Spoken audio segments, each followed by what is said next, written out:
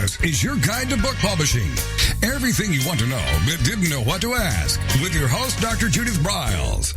On the show today, you'll find out where book publishing is going and how to take advantage of it. How to identify and avoid publishing predators. What opportunities are emerging as the book trade evolves in new forms. How to avoid losing money and much, much more. Join us now as a variety of publishing pros will deliver insights and strategies to take the author to the next level of publishing. It's your guide to book publishing. Everything you want to know but didn't know what to ask. Brought to you by Author U and the Book Shepherd. And now, here's your host, Dr. Judith Briles. Oh, we're into Indian summer, I think, as we come along, which makes me very happy. Well, I am, as I shared last week, I had just come back from 3 weeks underground working and writing on actually outlining 3 new books. And one of the things that we authors always scramble to do, okay, so you've got all these hot, cool ideas. How in the heck, can you pay for all of them? And that's what this show is all about today. Because we have the gorilla in the crowdfunding sky with us for the hour, and we're really honored to have the publishing community manager at Kickstarter, Margot Atwell, who really has a fabulous background in publishing herself. She was the publisher. She's actually been a publisher of Beaufort Books, which is an independent publisher of both fiction and nonfiction. And under her leadership, Beaufort published 4 national bestsellers, including High by Jeff Foxworthy, If I Did It by the Goldman family, and a new edition of I'm Dancing as Fast as I Can by Barbara Gordon, along with a lot of award-winning books.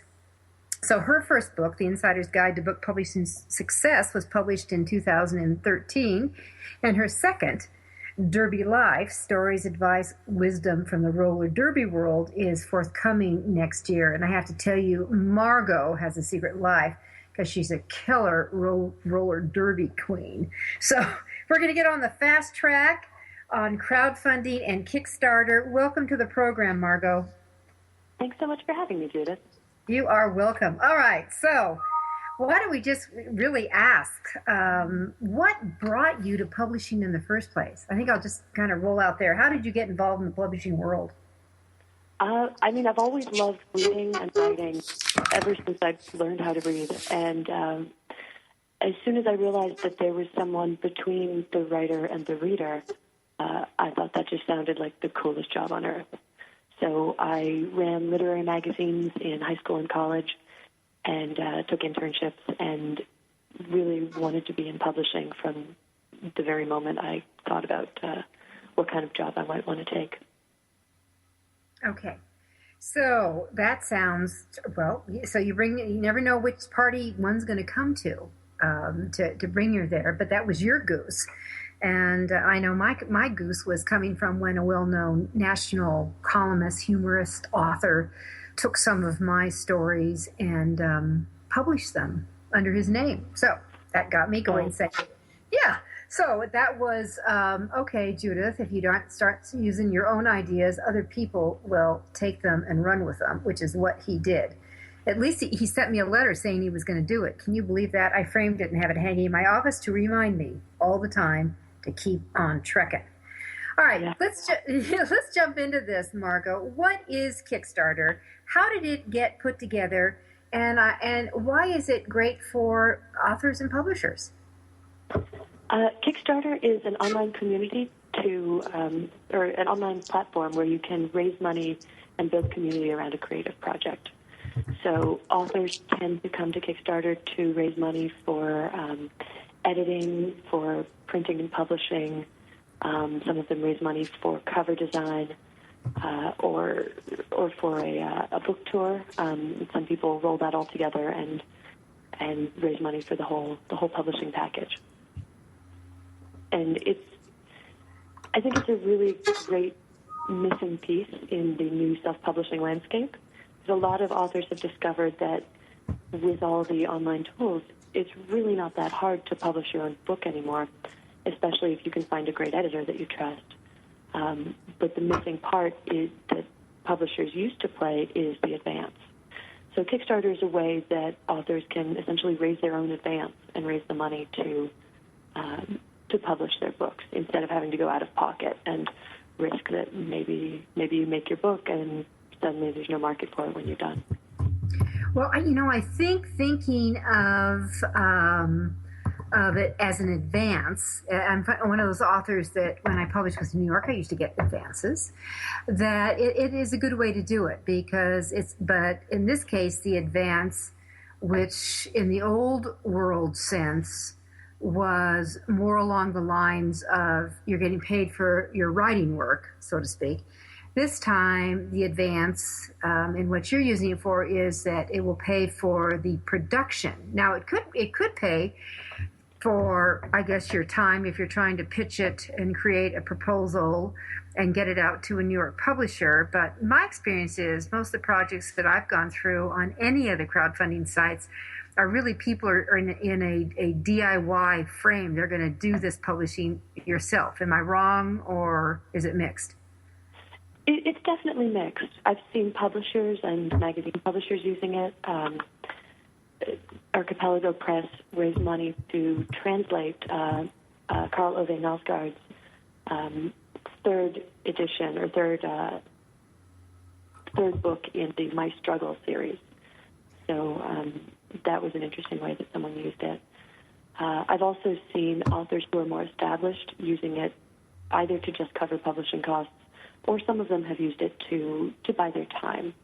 There was one ghostwriter who used the site to raise money so that he could take 6 months and ghostwrite someone's autobiography, actually. It was a humorous project.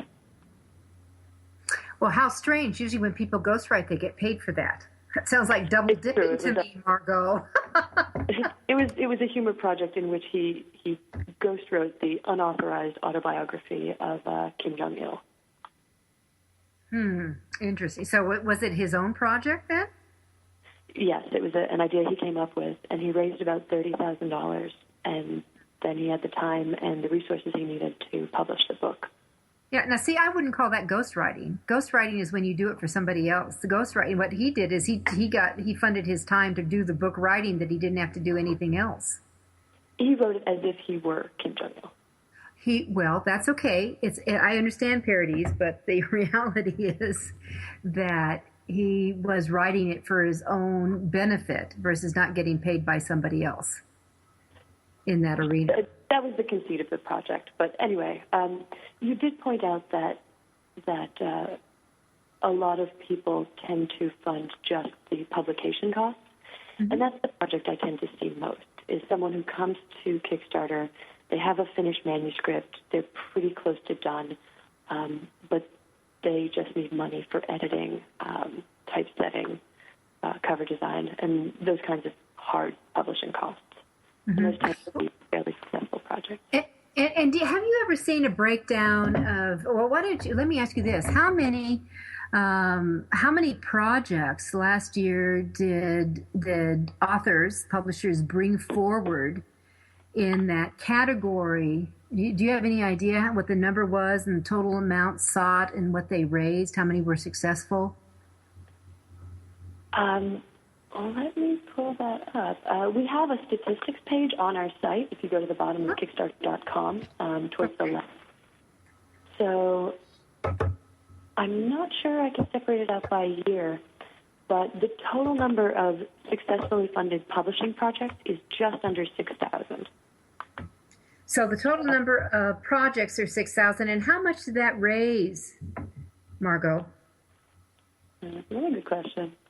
The publishing category. The total amount pledged to successful publishing projects is $47 million. $47 million is a lot of money. Yes, it is. That's very exciting. So the average project, almost 4,000 of the 6,000 successful publishing projects have been in the $1,000 to $10,000 range. And then the other 2,000, are those over that amount? Some are over, most are under. Okay, so summer. I mean, I've had the projects I've worked on with clients for Kicks that that we use the Kickstarter platform. We're in the 8 to 10,000 actually was the average, and then we did do one project over 22,000. Oh, congratulations! That's fantastic. Yeah, that did fairly well. I mean, they've all been. The good news is everything we've done, and I think that I want to do is our listeners encourage them to understand that even though I don't know what. Let me ask you this, Margot, before I tell this amount. What amount don't succeed? In the publishing category, about 40% of the projects do succeed. So that varies a little bit based on subcategory. Okay. And that's, about 60% of the projects in the publishing category don't succeed. But site-wide, we see that about 11% of projects never get a single pledge. And to me, that says that those people don't really understand how to use the platform.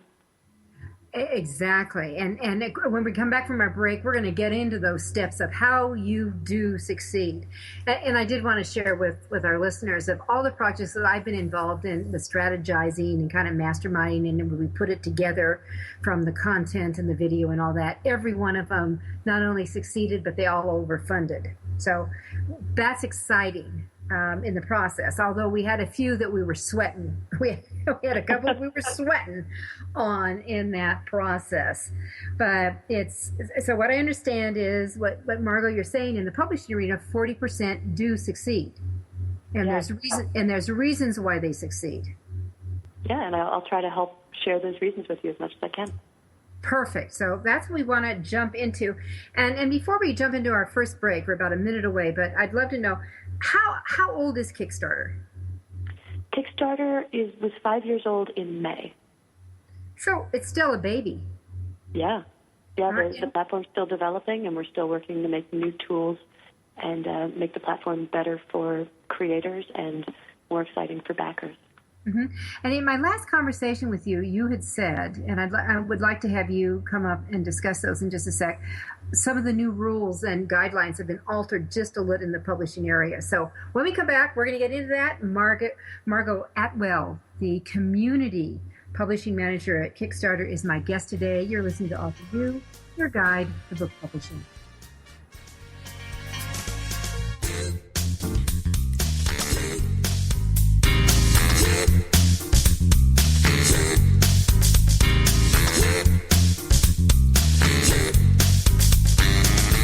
This is your guide to book publishing.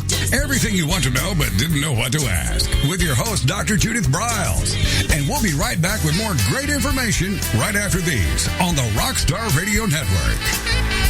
Many of us have dreamed of writing a book. Some of us even have. Then the hard work starts. You'll need an editor. Who will design the cover or typeset the pages? Who will format the ebook? If you're a business owner, consultant, or coach with a serious message and expertise to share, the team of experts at 1106 Design can guide you through the maze. They've helped more than 1,000 authors create top-quality books and avoid the not-so-reputable self-publishing companies. Learn more at 1106design.com. Then call Michelle at 602-866-3226. 1106 Design.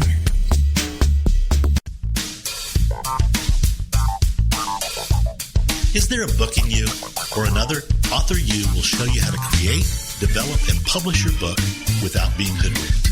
If you already have a book out, you'll find a supportive and brainstorming community that's connected and creative no matter where you live. Author U brings in national experts for its book camps and annual author extravaganza held each May. It has regular meetings and delivers webinars for its members on timely topics. Through Author U's extensive network, members enjoy exclusive benefits, including significant discounts for a variety of services necessary to publishing. The Resource, its online book publishing news magazine, is content-heavy and it's free. If you want to create a book that has pizzazz, punch, and panache, Author U is for you.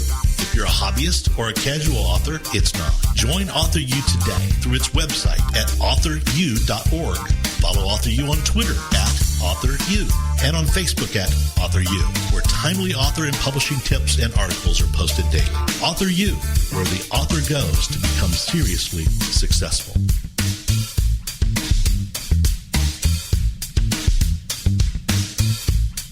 picture tells a story. And it's a truism that people do judge a book by its cover. Nick Sellinger and NZ Graphics have been in the business of producing superior graphic cover design and interior layout for self-published authors, independent and traditional publishers for years. He has developed a reputation for excellent work, fast turnarounds, and best of all, affordable pricing. NZ Graphics also produces ebooks and book marketing materials such as posters, sell sheets, postcards, bookmarks, business cards, logos, and more. Books designed for his clients have won multiple book awards, including Best Book Award by U.S. Book News, multiple Evie Awards from the Colorado Independent Publishers Association, Indie Book Awards, the San Francisco Book Festival Award, and Freedom Medal Award from Valley Forge. Visit www.nzgraphics.com or call 303-985-4174 for more details about making your book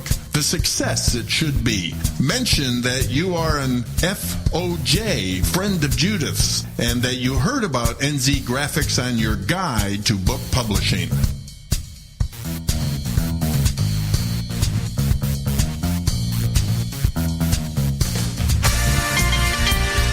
Welcome back to your guide to book publishing. Everything you want to know but didn't know what to ask. If you want to write and publish a book, if you want to be successful as an author, your guide to book publishing, everything you want to know but didn't know what to ask, is for you. Stay tuned and you'll hear about statistics, scenarios, and strategies on what to do now to get you published. So let's get back to the show. And here again is your host, Dr. Judith Briles. You know, some of the things that Margot was sharing about Kickstarter, that over $47 million was raised just in the publishing arena alone. And last year, Kickstarter crossed over into a billion, that's with a B, $1 billion in total funds raised. But and we always think that it's important to realize that they then immediately, within 30 days, everyone I've known that's done funding with Kickstarter gets their money in 30 days within that time frame, that they really 95% of those monies go right back out again to the author and all the other avenues they need to do. So they're... Actually, I wanted to jump in. I think I might have misspoken. Mm-hmm. There's a 3 to 5% payment processing fee, and Kickstarter's fee 5%. So the creators of successful projects receive 90 to 92% of that money. That's right. Exactly. So we've always told people when they are doing crowdfunding programs, you need to really budget in roughly 10% is going to go into your host platform for your money processing and for putting it together for you. For monies that you receive on that. So you always need to keep that in mind. So that's you as the author. So if you need $10,000, you're not going to raise $10,000. You need to go after a little bit over $11,000 because you have cost to put on whatever your campaign is. And a lot of authors don't think about that, or just people who are doing projects. And they do need to think about those costs in the area. So Margot, let's talk about some projects. What kinds of projects can you run on Kickstarter? And I think it's also important to ask in the publishing arena, what projects don't work so they hear it twice? Sure. I've seen authors and publishers and creative types making all sorts of cool things with Kickstarter. A lot of people will raise money to publish a book or a magazine or a zine or launch a website. Sometimes people will raise money to do research for a book project.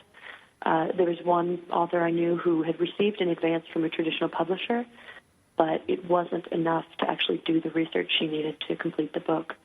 So she did a Kickstarter project to meet that shortfall, and she succeeded and was able to do her book. Sometimes authors will do a book tour or something else like that. There was someone in Brooklyn who raised money to do a Moby Dick marathon where different people actually read every single word of Moby Dick in a 3-day back-to-back marathon in different sites around New York. So I'm going to drop by it, but I'm not going to stay for the whole thing. Oh, how fun is that? So it was a funding to underwrite doing that project, coordinating it, putting it together? To pay for the spaces, for some refreshments while it happens. There's some people coming in from out of town. I believe there are authors and other people that they wanted to feature. So previously, the person who put that on had bankrolled it herself, but as it got more popular, it started getting expensive. So this year, she used Kickstarter to raise money to do it. And what kind, let me ask you about this. What kind of book projects have you seen the most successful? And I guess we should look at what they were raising the monies for, if that you have any idea about that, as well as is there a genre in which they were in? Sure. I've seen lots of different types of book projects succeed. We've got a really excellent science fiction and fantasy community on the site, actually. I guess they tend to be early technological adopters. So there's a very strong, supportive sci-fi community. We've had Hugo Award-winning authors and illustrators make books on Kickstarter, and some of them have raised in the 30,000 range. Mm-hmm. One type of book I see succeed frequently is an anthology, where someone will put together writing by a number of different people. Those are really great because then you can draw on the networks of everyone who's contributing. So if you have 12 authors promoting a project, you're much more likely to reach your goal than if it's just you doing it by yourself. Mm-hmm. So this would be the promoter-publisher running the Kickstarting thing and then trying to get the people that he or she has included in the anthology to roll it forward? Sometimes they'll find anchor authors to agree to contribute to the anthology before it launches, before the project launches. Or sometimes they'll have all of the content set beforehand. But sometimes they'll take submissions afterwards. Mm-hmm.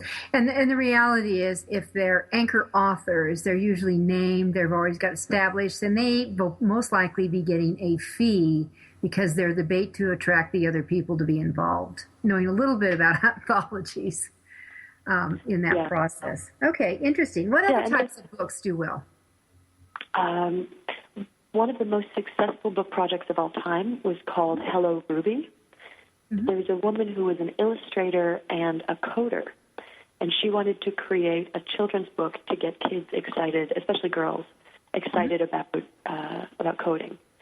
So it's a really charming story about a girl who's got all of these friends, and she has a secret language, which is code.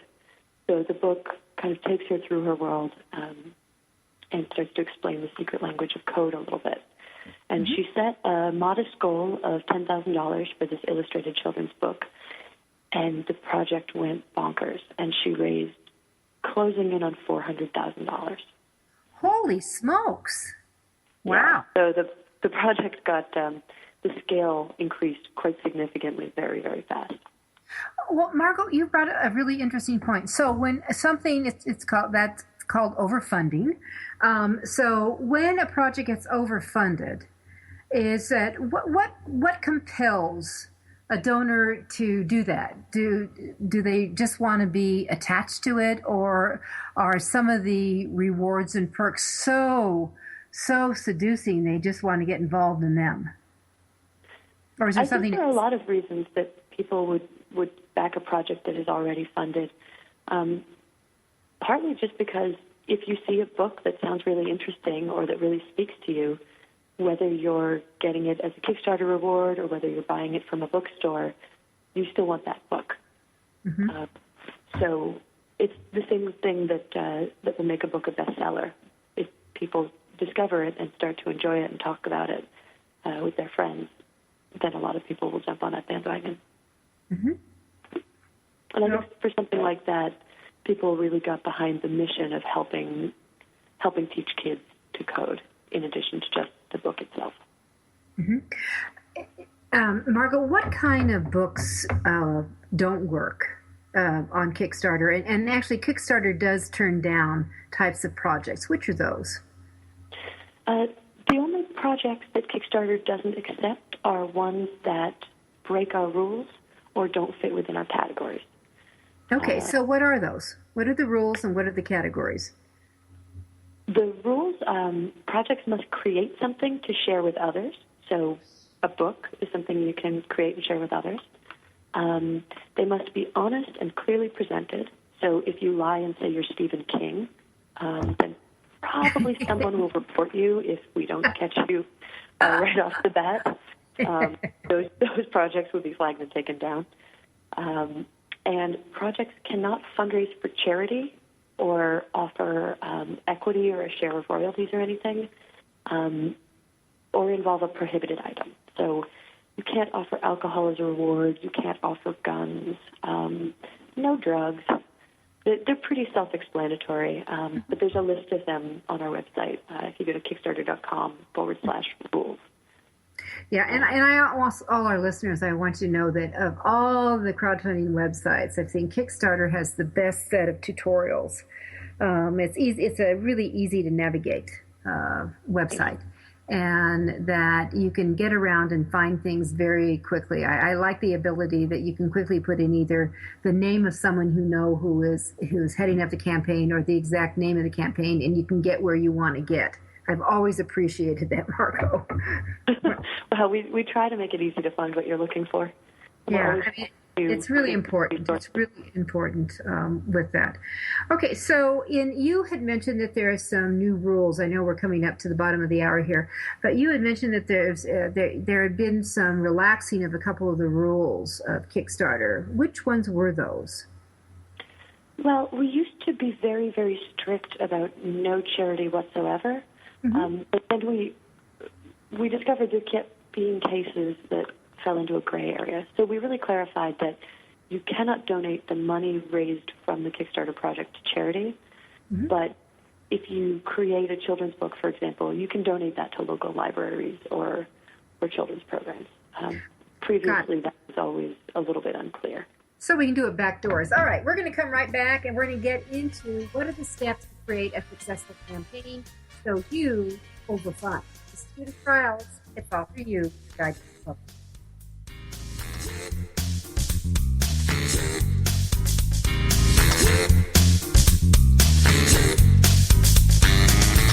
This is your guide to book publishing. Everything you want to know but didn't know what to ask. With your host, Dr. Judith Briles. And we'll be right back with more great information right after these on the Rockstar Radio Network. Since 1987, Color House Graphics has set the standard for quality book production. Whether you decide to print a small quantity of books or need a large print run, depend on Color House to help you.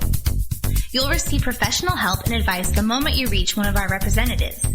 If you mention hearing about us on your guide to book publishing, Judith Briles, we will provide you a discount on the first order you place. To speak with a project manager, call us toll-free at 800-454-1916 or visit us at www.colorhousegraphics.com.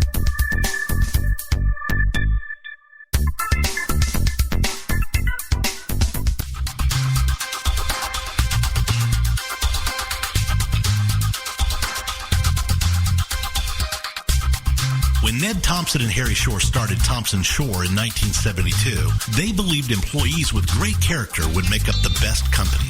They were right. They hired people who were not only experts in bookmaking, but who were obsessed with quality and delivering exceptional customer service. Almost 40 years later, Thompson Shore remains a 100% employee-owned company. Ned and Harry knew that successful customer projects are a direct result of empowered employees. We specialize in all books for large and small publishers. Creating beautiful and well-made books, we're dedicated to pleasing our customers by making the experience a good one from start to finish. The personal touch we have with our customers allows us to be innovative in solving their most difficult challenges.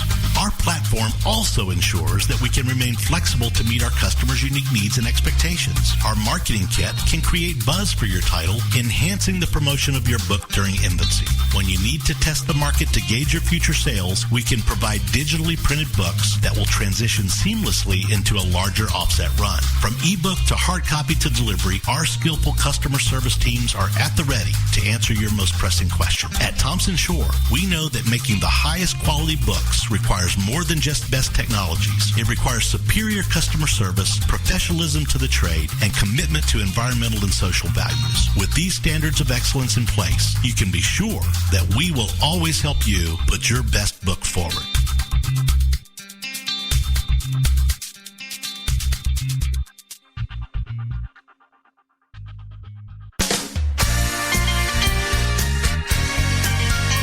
Welcome back to your guide to book publishing.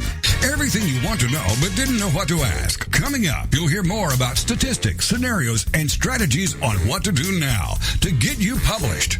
So let's get back to the show. And here again is your host, Dr. Judith Briles. Okay, so we're talking about Kickstarter. We're talking about crowdfunding. We're talking about how to be successful. Margot Atwell, who is the community publishing manager and with Kickstarter, is our guide today. And we really want to talk about how do you put together a great campaign? How do you put together the content page, which is absolutely important, and what all do you need on that? So Margot, where do we start? What's the very first thing we need to do? Well, first you have to think about what you're making and who is going to want that, who you're trying to attract to your project. I think most authors have an ideal reader in mind, but who that person is really depends on what type of book it is. A science fiction novel is going to have a really different page than a self-help guide or a children's book.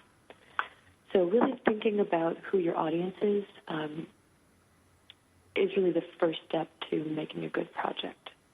I feel like creating a project in some ways it's really intuitive to publishing types because a lot of what you include in a book or around your book promotion are the pieces that fit into the project page. So, for example, authors and publishers are really used to writing about what their book is. So Kickstarter has a description area where you can write about what your book is. But Kickstarter is kind of unique because people really are attracted to not just the book itself, but the story behind the book, the story of who's making the book and why. So if you can also add information about that and really convey your passion for the project, your project is going to be more likely to succeed. One way people really convey their passions for their project is in the project video. And that tends to be a little bit of a trickier thing for a lot of authors. We all become authors because we like to write, but that doesn't necessarily mean that we're comfortable on camera. I know that I have a really hard time. But having a video is really crucial to making a connection with potential backers. So I really encourage people to have a video, even if it's something low-tech, like just having your iPhone and shooting a quick video of yourself. I think it's way better, and projects are a little more likely to succeed if they've got a video than if they don't. Mm-hmm. And you hear that from everyone, and the more personal they are, the better. Yeah, but they really don't have to be fancy. I think if you go on Kickstarter, sometimes you'll see super fancy videos with technology projects or cuts or illustrations or animations, and I don't see a lot of that in the publishing category. I think they tend to be pretty down and dirty, straightforward, the author talking to the backer in an honest and passionate way. Mm-hmm. Exactly. And also, do you have recommendations for what the length should be? Yeah, short and sweet. Short and sweet. It's the internet, so people are busy. They've got a lot of demands on their time. I'd recommend keeping it under 3 minutes, but, a minute and a half would be perfectly fine. You really just need to be long enough to introduce yourself, talk a little bit about what your project is and why it's exciting, and then encourage people to back it. And you know, Margot, actually, I've watched so many of these videos, and they forget to, one, tell them what the monies are for, which I think is a good idea. And two, ask for their support. Yeah. Ask for their support. And you always have to remember, everyone, you're not going to get it unless you ask for it. So you do need to do that. It's an important element of this game. Margot, what about having more than one video? Any thoughts there? Yeah, you can definitely add more than one video. You've got a main project video, but there's space to add images or videos or other things down below. I think if you have the type of project that where another video would be interesting, or you have something else to say, you can definitely do that. And not everyone will watch all the videos, but the more you can show what you're doing and why it's cool, the better. And I do actually recommend including images in your project. It's a bit of a challenge for a book project because, maybe you've just written a novel and you don't think you have any images. But if you can figure out a cool way to include some images, it can really break up the page. And, the internet is such a visual medium that having other videos or images, it really attracts people. All right. And then rewards are huge. They're always huge. And if I recall correctly, that could have changed, but I thought Kickstarter had slots for up to 10 rewards. Is that correct, or am I wrong? I don't believe we've limited the number of rewards. I've definitely looked at projects that have dozens of them. So there might be a limit somewhere, but I haven't found it yet. All right, I think there was one project where someone had offered, I don't know, maybe 300 individual reward levels, one for each page of the book. That was a long one reviewing.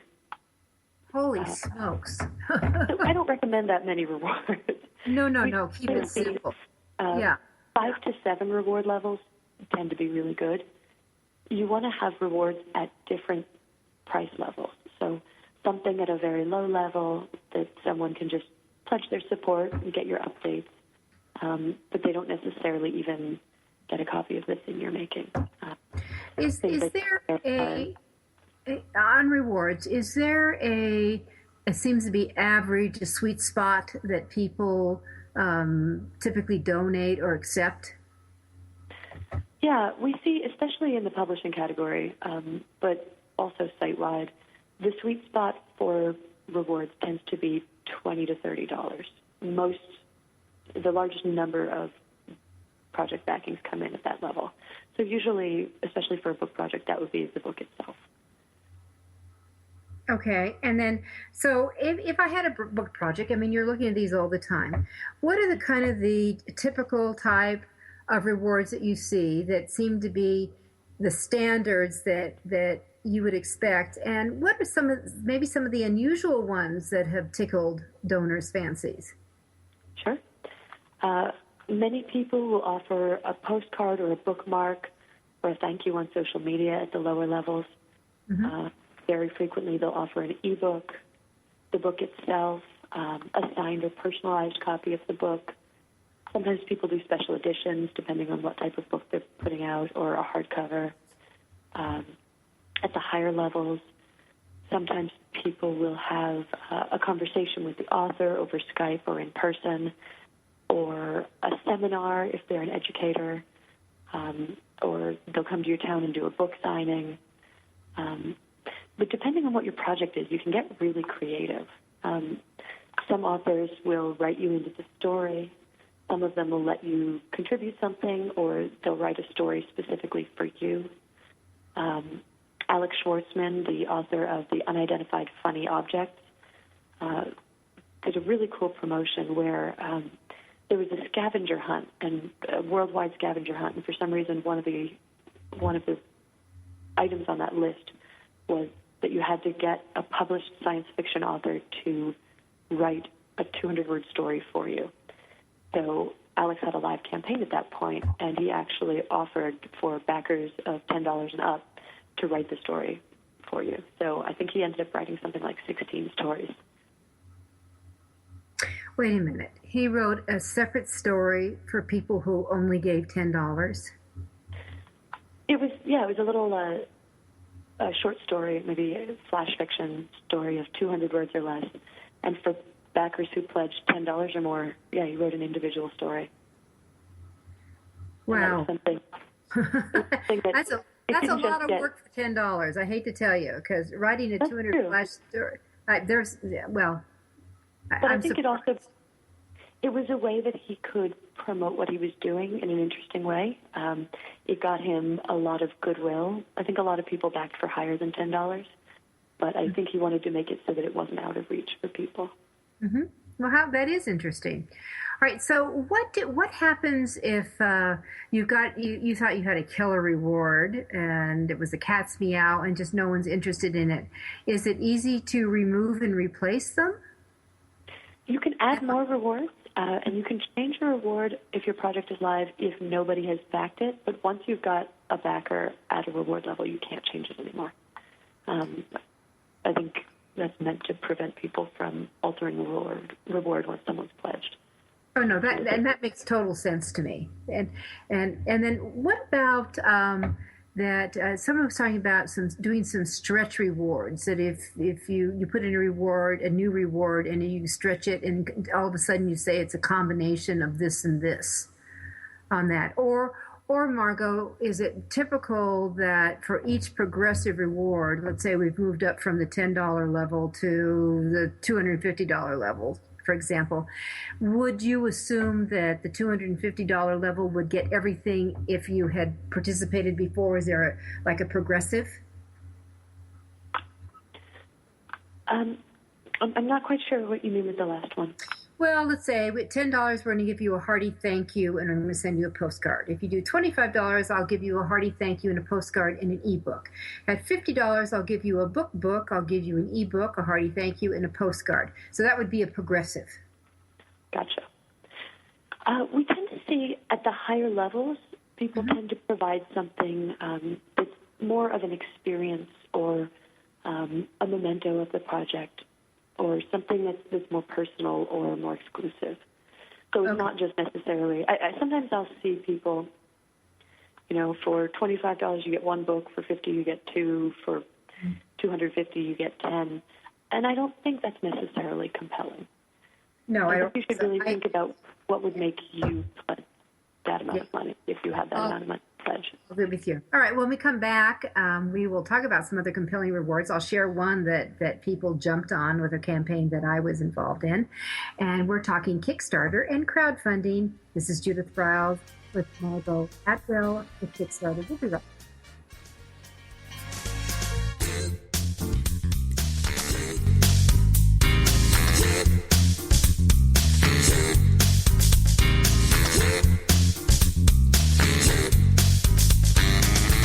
This is your guide to book publishing.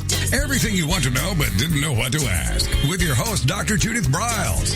And we'll be right back with more great information right after these on the Rockstar Radio Network.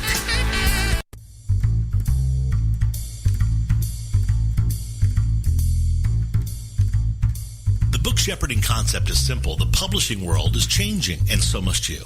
You need an experienced shepherd and a guide to partner with you as you create, strategize, develop, publish, and achieve your publishing goals. You can't do it alone without paying the price. You can spend your money creating a book that turns out to be so-so, or you can create a book that looks and feels classy, builds your brand, and is a financial success, a bestseller. It's your choice. You choose. You need the book shepherd.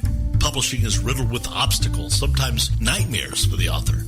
You don't need problems. You want solutions. Dr. Judith Briles will shepherd you through the maze and the chaos. At times, she's had to step in and rescue a book that has been sabotaged by a publisher or by a publishing service provider, or sometimes even the author themselves. Judith Briles is the book shepherd if you want to create a book with no regrets.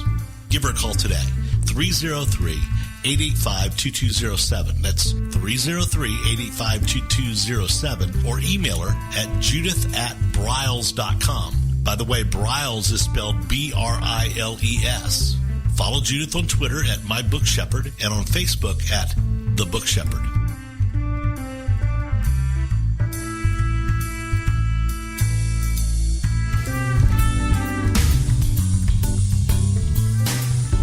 At Total Printing Systems, customer service is our priority. We are located in Southern Illinois.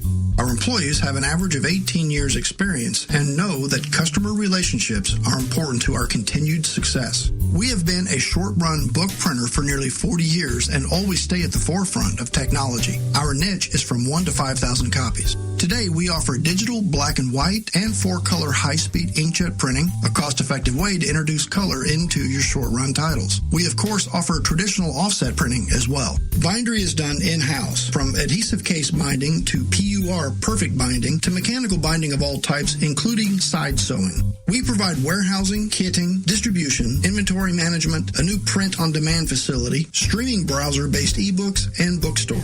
Call us at 1-800-465-5200 for a quote on your next book project. You can also visit our website at www.tps1.com. Welcome back to your guide to book publishing. Everything you want to know but didn't know what to ask. If you want to write and publish a book, if you want to be successful as an author, your guide to book publishing, everything you want to know but didn't know what to ask, is for you. Stay tuned and you'll hear about statistics, scenarios, and strategies on what to do now to get you published. So let's get back to the show. And here again is your host, Dr. Judith Briles. All right, we're talking crowdfunding, and with me is Margot Atwell with Kickstarter. And I was just sharing that one of the projects that I was involved with was Ashley Bratton's project, and you can look her up on search projects on the Kickstarter search site, and it's just ASHLEEBRATTON. She had a 30 by 30 times 30 list right before the lottery, and she had a total of 54 backers. Her goal was to raise $8,500. She raised $96.35, and her gift started with as little as $1. Which basically said, gee, I kind of like you, and I'm going to throw $1 at you. And then she got $10 was a thank you, heartful thank you, and a high five for supporting the project. All the way up to she had a $1,500 contributor, and she said if you pledge $1,000 or more, and she had a couple of backers here, that they would get a professional portrait session getaway. Ashley is a professional photographer. They would enjoy a portrait package and one-night stay at the author-owned bed and breakfast in southern Colorado. And a few people jumped on that, plus some other goodies that she put together. But she's got a lot of graphics here. She's got the images. She's got the video that Margot was talking about she needed to do. She invited them in the project, and she told them what the purpose of the monies were. And I'm thrilled to tell you all that this week her book came in, and she's already starting to get media. She has her first book signing, and it's a standing room only crowd where it's set up. The reservations are off the top. So she's very excited. She's worked very hard, and the book is lovely. Even, I'm thrilled to say that I was involved in the creation of it, but it really is beautifully, beautifully done. And she's going to deserve all the kudos and the book sales that are going to start coming in here momentarily as she has this first signing and a whole bunch of other events right after it. All right, so Margot, with this, what kind of goals? How do you set your project goal? How much money do you figure out you need? Or is there some little tips that you can give us on, do we have a fudge factor? Kickstarter, for everyone, to remind you, it's a kind of all or nothing program. You're ever going to change that, Margot, that you know of? Any chatter of that? No, we really think that the all or nothing mechanic is pretty compelling. Mm-hmm. And it also builds in a safety net for both the creator and the backer. For example, if I have a book that I want to publish and I work out that it's going to cost me $5,000 to publish it, if I raise $2,200, then that means I still need the other money. So either I have to come up with it on my own, or I have to do a less good book, and then that's unfortunate for my backers.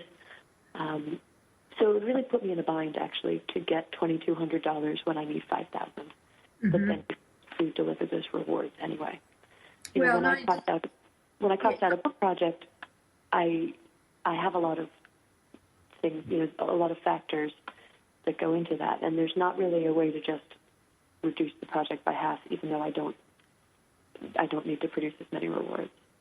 Well, So not we only think that- doing the book project, though, but if you only get a small fraction of what you're trying to get, the odds of completing the project, I think, decline substantially. Yeah, absolutely. So, and we also find when you've got a base of backers that are excited about your project, when they know that your project won't get made without you hitting that goal, they really start to work on your behalf. So we've seen that if you can get to that 20% funding mark, projects are 80% likely to go on and fund. And if you hit the 30% mark, projects are 90% likely to fund. So there's really a big gulf between people who get some support and then can get those people to rally around them, and people who just sort of invite a couple people and then the project never really gets momentum. okay.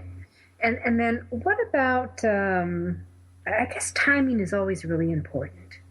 Is there a better time than not to try to do a publishing crowdfunding program? I think it really depends on what you're trying to do and when your manuscript or when your project is ready. We do see that people launch fewer projects during the holidays, and whether that's because they don't want to have to do the work during the holidays or because they think that other people might not back them during the holidays, I'm not really sure about that. But Is there do your stats show that there is a certain month, a certain season where more monies are raised than others? Well, this is my first year at Kickstarter, so it's very hard for me to, I don't really have the comparison to be able to look back, but it doesn't seem like there's conventional wisdom that more backers will back book projects in one month versus another. Than the other. Okay. It's really just when you're ready to launch your project. When you're ready to go, you're ready to go, so to speak. On that. All right, so how do you promote a project once it's live? Okay, let's say we're up and running and bang, here it goes. What do we need to do? So once you've built your beautiful project, you have your images, you have your video, you have your description, you need to sign up for Amazon payments as well. And make sure to give yourself some time in case anything gets wrong or anything goes wrong with the verification process. You submit your project, you hit this green button that says continue, and then depending on whether or not our algorithm decides that your project is risky, you'll either have the option to launch now, or you will potentially have to submit for review. And if you have the launch now option, you can still submit your project to the community managers here to get advice and feedback. But you can also just go ahead and hit launch now and go live. So you mentioned risk factors. So what are the robots looking for? The robots have their own logic, which I wasn't really involved in creating. But I think there are certain types of words that would flag it. Like if you have a lot of weapons-related words, for example, the project might just get flagged as potentially having something that we're not okay with. And frequently, those projects turn out to be nothing. It's someone writing about a medieval armor project. So that's why we have people here going through and checking projects, because we want to make sure that no one gets caught up in some sort of filter and a good project gets filtered out. So every project that isn't eligible for launch now gets reviewed by a person. Is there ideally, and I don't know, this may be just too ambiguous here, is there ideally a type of social media following a project, or maybe the person who's hosting the project, creating the project, have behind them to make it successful? Because it's the reach out is certainly with the social media crowd. I think it's really important for a project creator to think about how they're going to reach fans. If they've written books before and they have a following, it's going to be easier for them because they can go back and draw on the people who have already read them and liked them. They're sort of more of a proven quantity. But even someone who's never written a book before can definitely do things to build up a following beforehand. A lot of people submitting their work, maybe submitting short stories to magazines or online publications, people blogging and building up a following that way. Some people are using Smashwords and Wattpad to show off their work when it's still in the early stages, and people will get on board and follow them after that. But it is important to have channels that you use to communicate with your fans and friends, whether that be Twitter or Facebook or Tumblr or a blog or an e-newsletter. Any of those or any combination of those can work if you do it right. Okay. And then two more questions. Second to last is, what about updates? You know, how does someone update their backers? We have an update tool, and you can just go in there and write a note, add a video, add a photo. And updates are a phenomenal tool to keep your backers in the loop about how your project is going, interesting developments, and give them kind of a neat inside look at how a book actually gets made. Because a lot of people who are authors or publishers forget that not everyone gets to see behind the curtain of the book publishing process. And it can be really cool to see, you know, what does a page proof look like, and what are the different cover samples. So by sending regular backer updates and keeping your backers posted on your progress, you can really make them feel like they're part of the success of the progress of the project. And is it still while your campaign is live, you can use updates to communicate things. If you add rewards, if you have a stretch goal, which I think you touched on earlier, if you have a media hit or something like that, any of those things can be a great thing to update backers about. Exactly, because you may need some more help. I mean, a couple of ours have had to go back and say, "I'm almost there. Help!" Because you've been interacting and they know what's going on. They're more inclined to be part of the journey and want to come in and help out. That would be my gut reaction. Absolutely, and this is one of the things that the All or Nothing funding piece can motivate. If you are 20% away from your goal, but you have only 4 days left, you can definitely go to your backers and encourage them to share it with their friends. And a lot of them will do it. Because if they're excited about getting the book. That's the first thing I would do. That would be the first thing I do. All right. I hate to say this, we're out of time. I know. I know. A lot of information. Crowdfunding is a fabulous tool. It's the internet angel for all of you, and learn about it, take advantage of it, go up to Kickstarter, go through their tutorials, go through some of their successful campaigns, because you will learn a lot. And Margot Atwell, thank you so much for being with us today. Thank you so much for having me. All right, bye-bye.